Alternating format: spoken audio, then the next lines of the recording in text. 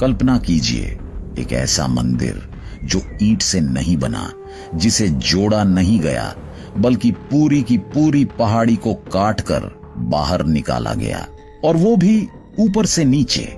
अगर यहां एक भी गणना गलत होती, अगर एक भी कट ज्यादा गहरा हो जाता, तो पूरा पहाड़ ढह सकता था।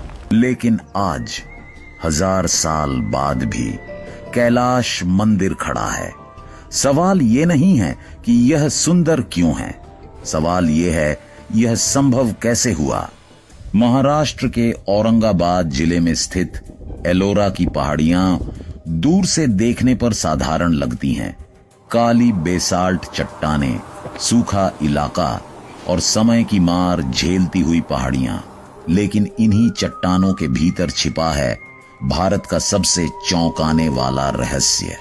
एलोरा में कुल 34 गुफाएं हैं, 12 बौद्ध, 17 हिंदू और 5 जैन। ये गुफाएं अपने आप में अद्भुत हैं, लेकिन जैसे ही आप गुफा संख्या 16 के सामने खड़े होते हैं, बाकी सब मानो पृष्ठभूमि में चले जाते हैं। यही है कैलाश मंदिर। यह कोई गुफा नहीं है, यह कोई पहाड़ में खोदी गई जगह नहीं है। यह एक पूरी तरह स्वतंत्र खड़ा मंदिर है, जिसे चारों तरफ से काटकर एक ही चट्टान से बाहर निकाला गया। ऊपर शिखर, नीचे गर्भगृह, बीच में मंडप, नंदी, स्तंभ, सीढ़ियां, सब कुछ एक ही पत्थर में। जब आधुनिक आर्किटेक्ट पहली बार इसके नक्शे देखते हैं, तो वे एक पल के लिए रुक जाते हैं, क्योंकि दिमाग को यह स्वीकार करने में समय लगता है कि यह बनाया नहीं गया, बल्कि निकाला गया है। यहां कोई जोड़ नहीं दिखता, कोई मरम्मत की रेखा नहीं। सब कुछ एक सतत प्रवाह जैसा है, जैसे मंदिर पहले से पत्थर के भीतर मौजूद था और कारीगरों ने बस फालतू चट्टान हटा दी। यहीं से पहला झटका लगता है। अगर यह एक ही चट्टान है, तो इसे शुरू कहां से किया गया होगा, नीचे से या ऊपर से? और यही सवाल हमें अगले रहस्य की ओर ले जाता है।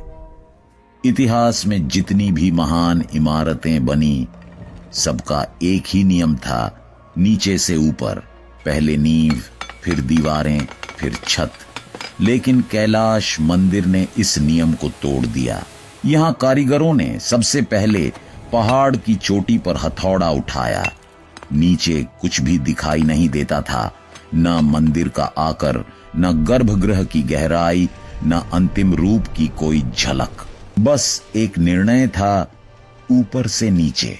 यह फैसला अपने आप में जानलेवा था, क्योंकि नीचे से ऊपर बनाते समय गलती सुधारी जा सकती है, लेकिन ऊपर से नीचे काटते समय गलती का मतलब होता है पूरा ढांचा खत्म। कल्पना कीजिए, हजारों टन चट्टान आपके नीचे है और आप ऊपर खड़े होकर हर कट यह भरोसा करके लगा रहे हैं कि नीचे जाकर सब कुछ सही बैठेगा। एक गलत कोण, एक ज्यादा गहरा प्रहार और पूरा पहाड़ दरक सकता था। आज के इंजीनियर इसे कहते हैं no margin for error engineering. Kailash मंदिर में छत पहले बनी, फिर शिखर, फिर दीवारें और अंत में नीचे का गर्भगृह। यह ऐसा है जैसे कोई मूर्तिकार पहले चेहरे की आंखें बनाए और बाद में पूरा शरीर तराशे। यही कारण है कि आधुनिक आर्किटेक्चर में टॉप टू बॉटम कार्विंग को सबसे जोखिम भरा निर्माण तरीका माना जाता है। लेकिन 8वीं शताब्दी में बिना मशीनों के, बिना सेफ्टी सिस्टम के ये काम कर दिखाया गया। सवाल अब और गहरा हो जाता है, जब नीचे दिखता ही नहीं था, तो कारीगरों को पता कैसे था कि कहां, कितना और कैसे काटना है? और इसी सवाल से अगला रहस्य जन्म लेता है। आज अगर कोई विशाल इमारत बनाई जाती है, तो उससे पहले महीनों तक काम होता है। नक्शे बनते हैं, 3D मॉडल तैयार होते हैं, कंप्यूटर पर हर संभावित गलती पहले ही देख ली जाती है। लेकिन 8वीं शताब्दी में कोई कागजी ब्लूप्रिंट नहीं, कोई स्केल ड्राइंग नहीं, कोई ट्रायल मॉडल नहीं, फिर भी कैलाश मंदिर में हर अनुपात सटीक है। गर्भगृह की ऊंचाई, मंडप की चौड़ाई, स्तंभों की दूरी, सब कुछ ऐसे मेल खाता है जैसे किसी आधुनिक इंजीनियर ने पहले से सब गणना कर रखी हो। यहाँ सबसे हैरान करने वाली बात यह है कि टॉप टू बॉटम कार्विंग में आप नीचे जाकर नाप नहीं सकते, आप अनुमान पर काम नहीं कर सकते। तो सवाल उठता है, क्या कारीगरों के पास पूरे मंदिर की मानसिक तस्वीर थी? कुछ इतिहासकार मानते हैं कि मंदिर का पूरा डिजाइन पहले मानसिक गणना में तैयार किया गया था। हर स्तर, हर कट, हर गहराई, सब कुछ स्मृति में। यह वही परंपरा थी जहां ज्ञान किताबों में नहीं, गुरु से शिष्य की स्मृति में चलता था। आधुनिक वैज्ञानिक इसे कहते हैं special intelligence at an extreme level. आज हम बिना ड्राइंग एक साधारण घर बनाने से डरते हैं, लेकिन एलोरा के कारीगरों ने पूरे पहाड़ को ही अपना कैनवास बना लिया। और सबसे खतरनाक बात, अगर शुरुआत में की गई कोई भी गणना गलत होती तो गलती सुधारने का कोई दूसरा मौका नहीं था। यहीं से यह निर्माण सिर्फ कला नहीं, मानव मस्तिष्क की एक सीमा परीक्षा बन जाता है। और अब सवाल यह है, इतनी सटीकता के लिए उनके हाथों में आखिर कौन से औजार थे? जब कैलाश मंदिर को देखा जाता है तो पहला सवाल यही उठता है, इतनी कठोर चट्टान को काटा कैसे गया? एलोरा की चट्टान साधारण पत्थर नहीं है, यह है बेसाल्ट, कठोर, घनी और बेहद मजबूत।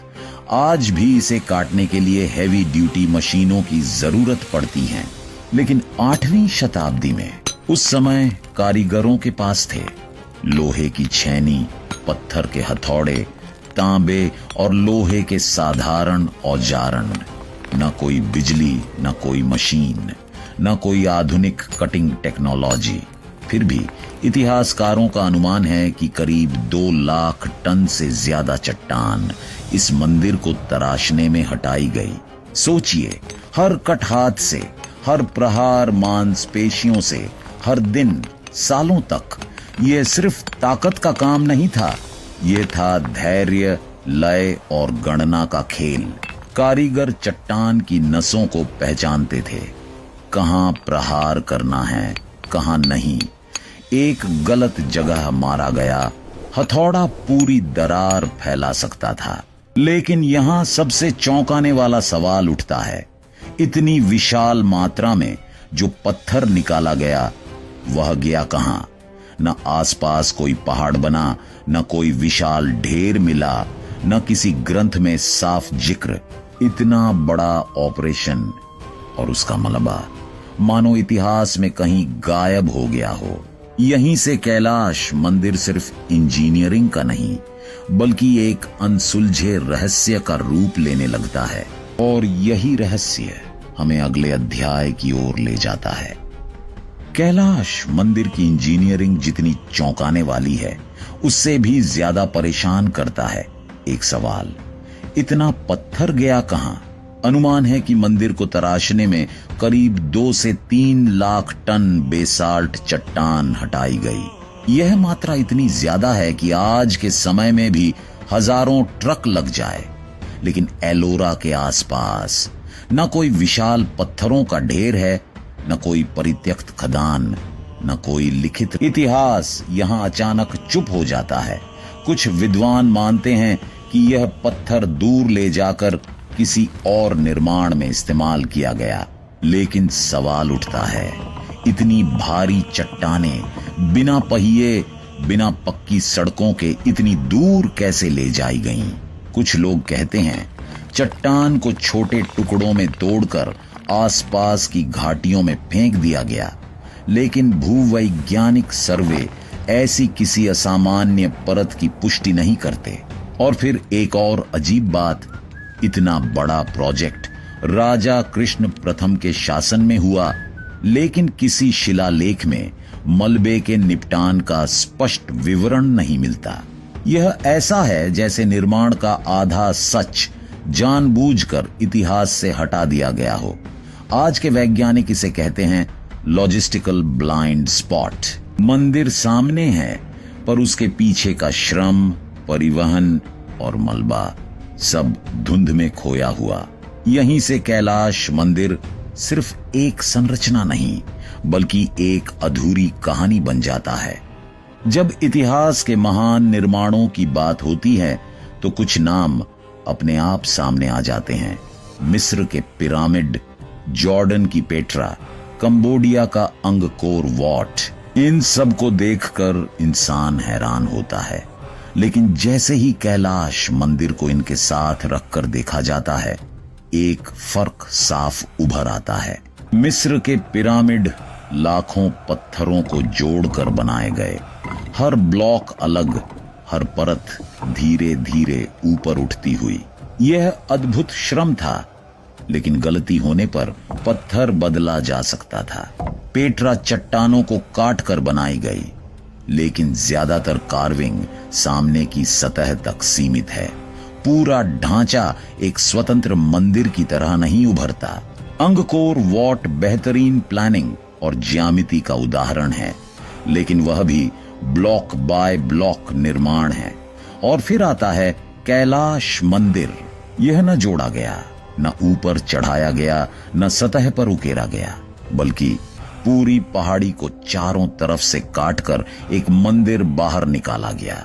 दुनिया में शायद यही एक ऐसा उदाहरण है जहां संरचना पूरी तरह मोनोलिथिक है, कार्विंग अंदर और बाहर दोनों ओर है, और निर्माण ऊपर से नीचे किया गया है।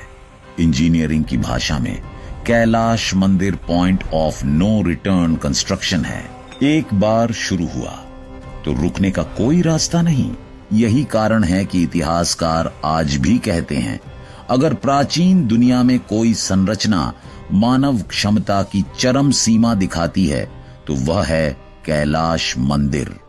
आज की दुनिया में इंजीनियरिंग कभी इतनी उन्नत नहीं रही। Laser scanning, AI based structural analysis, robotic cutting, सब कुछ मौजूद है। फिर भी जब आधुनिक इंजीनियर कैलाश मंदिर को देखते हैं तो वे एक शब्द बार बार दोहराते हैं, एक्सट्रीमली हाई रिस्क। आज अगर यही मंदिर बनाना हो तो सबसे पहले पहाड़ को छोटे छोटे हिस्सों में काटा जाएगा। हर स्तर पर सपोर्ट स्ट्रक्चर्स लगाए जाएंगे। हर कट के बाद सेंसर से जांच होगी, लेकिन कैलाश में कोई टेम्परेरी सपोर्ट नहीं, कोई स्ट्रेस मॉनिटरिंग नहीं, कोई सेकंड अटेम्प्ट नहीं। टॉप टू बॉटम कार्विंग में सबसे बड़ा डर होता है स्ट्रक्चरल कोलैप्स। ऊपर से हटाया गया भार नीचे के संतुलन को बदल देता है। आज भी इस तरह का काम बिना रीइंफोर्समेंट लगभग असंभव माना जाता है। इसीलिए कई मॉडर्न एक्सपर्ट्स मानते हैं, अगर आज यह प्रोजेक्ट शुरू किया जाए तो इसे एक्सपेरिमेंटल कहा जाएगा, ना कि रूटीन कंस्ट्रक्शन। और सबसे बड़ा झटका, कैलाश मंदिर भूकंप, बारिश और समय तीनों झेल चुका है। 1000 साल बाद भी उसका संतुलन जस का तस है। यह बात आधुनिक विज्ञान को असहज कर देती है, क्योंकि सवाल उठता है, क्या हमने तकनीक में तरक्की की है या हमने सिर्फ सुरक्षित रास्ते चुनना सीख लिया है? जब कैलाश मंदिर की गणनाएं, औजार और तकनीकें आधुनिक विज्ञान को भी असहज कर देती हैं, तो एक सवाल अपने आप उठता है, क्या यह सिर्फ इंजीनियरिंग थी? इतिहास हमें बताता है कि प्राचीन भारत में निर्माण सिर्फ तकनीकी प्रक्रिया नहीं था, यह एक दर्शन था। कारीगर सिर्फ पत्थर नहीं काट रहे थे, वे पहले मन में पूरे मंदिर को देख रहे थे। शिल्पशास्त्र और वास्तुशास्त्र में इसे कहा गया मानसिक प्रतिरूप, मेंटल ब्लूप्रिंट। कैलाश मंदिर में गणित है, समरूपता है, लेकिन साथ ही एक गहरी प्रतीकात्मकता भी है।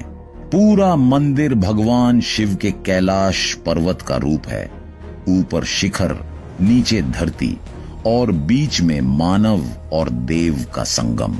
कुछ विद्वान मानते हैं कि इस तरह की संरचना केवल नाप तौल से नहीं बन सकती। इसके लिए चाहिए था पीढ़ियों का अनुभव, गुरु शिष्य परंपरा और एक ऐसा समाज जो समय को दुश्मन नहीं सहयोगी मानता था। आज हम पूछते हैं, इसे कितने साल लगे? लेकिन शायद उस समय सवाल यह नहीं था, शायद सवाल था, इसे सही कैसे बनाया जाए। कैलाश मंदिर हमें यह याद दिलाता है कि प्राचीन ज्ञान हमेशा कमजोर नहीं होता।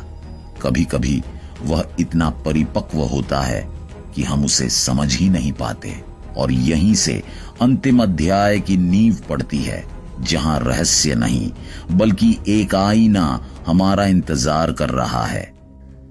कैलाश मंदिर सिर्फ अतीत की कहानी नहीं है, यह भविष्य के लिए एक सवाल है। यह हमें याद दिलाता है कि मानव क्षमता केवल तकनीक से नहीं, दृष्टि, धैर्य और साहस से भी बनती है। शायद हम आज ज्यादा सुरक्षित हैं, ज्यादा तेज हैं, लेकिन क्या हम उतने ही निडर हैं? कैलाश मंदिर खड़ा है, मानो समय से पूछ रहा हो, क्या प्रगति हमेशा आगे जाना है या कभी कभी पीछे देखकर समझना भी? कुछ रहस्य सुलझाने के लिए नहीं होते, वे हमें हमारी सीमाएं दिखाने आते हैं। अगर आपको लगता है कि इतिहास में अभी भी ऐसे रहस्य छुपे हैं, तो इस वीडियो को लाइक करें, शेयर करें और ऐसे ही डॉक्यूमेंट्री कंटेंट के लिए चैनल को सब्सक्राइब जरूर करें। मिलते हैं अगले वीडियो में। धन्यवाद।